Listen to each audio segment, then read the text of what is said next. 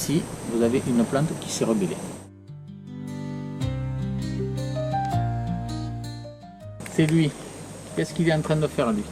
Il est en train de perdre ses palmes au fur et à mesure. Regardez, en haut sont des feuilles mortes, en bas c'est du compost. Ah, pratique. Ah donc ça décompose et au fur et à mesure ça descend. Ça décompose.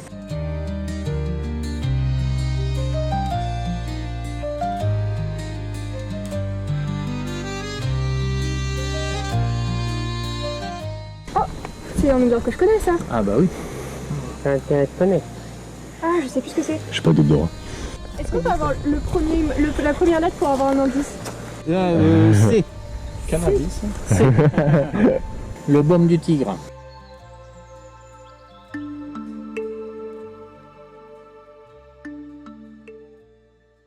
C'est une guêpe qui pond un œuf dans l'épaisseur, tu vois, des feuilles, plus et qui met un liquide.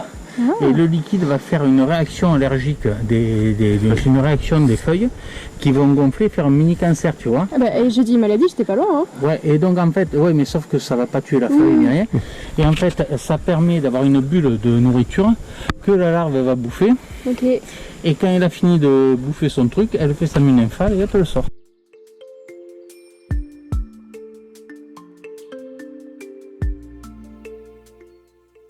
En fait, à chaque base de feuille, tu as une loge du nid de fourmis.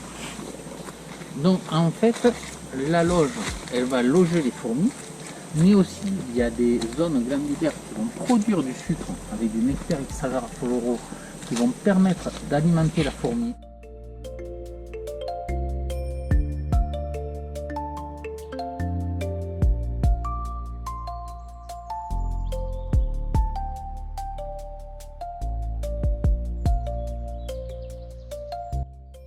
Facile à reconnaître, tu vois les espèces de fentes qu'il y a dans le tronc. Ouais. Ces espèces de fentes et cette truc super rainuré. Chimine, c'est contre le paludisme ça. Ah bah parfait. Cette cyanobactérie, il se développe sur les bourgeons d'EVA.